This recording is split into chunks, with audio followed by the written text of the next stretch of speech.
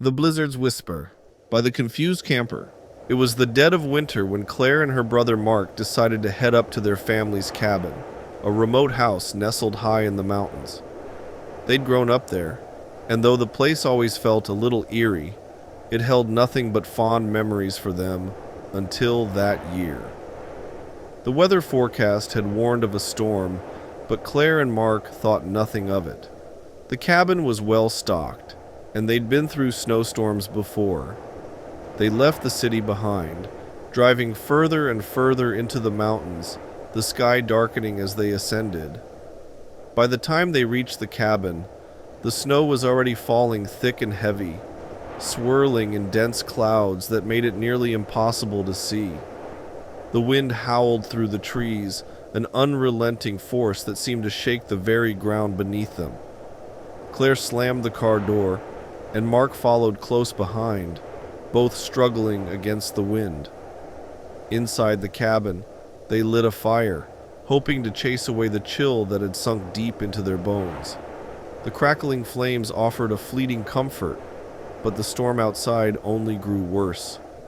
The snow pelted against the windows like angry fists, and the house creaked and groaned as the wind fought its way inside. It was around midnight when the strange noises began. At first, it was just the sound of the wind, a low, mournful howl.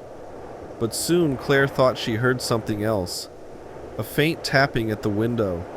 She pulled the heavy curtains aside but saw nothing in the dark, snowy abyss.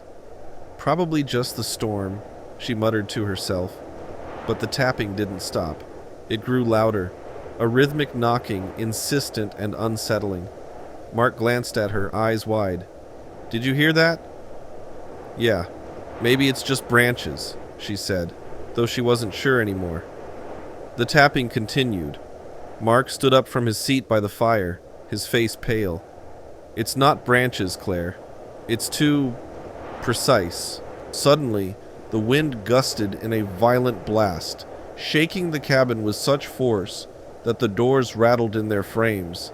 And then, just as suddenly, everything went silent. The wind died. The tapping stopped. A thick, oppressive silence blanketed the cabin. Claire felt a chill creep up her spine. She stood and went to the window again, pushing aside the curtains. The world outside was pitch black, the snow swirling in an unnatural still pattern. That's when she saw it. A figure, a shadow, moving through the storm. A person? "Mark," she whispered, her voice trembling. "There's someone out there." Mark grabbed his jacket and rushed to her side. He peered out the window but saw nothing. "Claire, there's no one out there," he said, his voice strained like he was trying to convince himself. But Claire was sure. She'd seen something. A dark silhouette shifting just beyond the reach of the cabin's light. The snow outside seemed to swirl around it, as if the storm itself was alive, pushing the figure closer. Before Mark could respond, the door to the cabin rattled. Knock, knock, knock. The tapping had returned, more forceful than ever. "Stay away from the door!" Claire screamed. But Mark, his face blank with fear, approached the entrance anyway. "Who's there?" he called into the storm, his voice trembling. For a long moment, there was nothing but the howling wind. Then, from the other side of the door, a voice, a low, raspy whisper, slipped through the cracks in the wood. "Let me in." Mark froze. The voice wasn't right. It was hollow, almost as if it came from the depths of the earth. It sounded cold, so cold it made his skin crawl. "Mark, don't," Claire begged, pulling at his arm, but it was too late. Mark slowly turned the handle and opened the door. The storm slammed into him with a force that almost knocked him off his feet. The door swung open to reveal nothing but the blinding white chaos of the blizzard. "Mark, please!" Claire screamed, but it was too late. Mark had stepped outside. The door slammed shut behind him, and Claire was left alone in the cabin. The fire flickered in the hearth, casting long, twisted shadows on the walls. Outside, She could hear the wind picking up again, howling like a wild animal. And then, footsteps. Slow, deliberate, crunching through the snow. Suddenly, the door creaked open once more. Mark stumbled back inside, his face pale, his eyes wide and hollow, as if something had drained the life from him. His clothes were soaked in snow, his hair matted with ice. "Mark?" Claire whispered, reaching out to him, but his eyes didn't meet hers. He stood motionless, his lips parting in a soundless breath.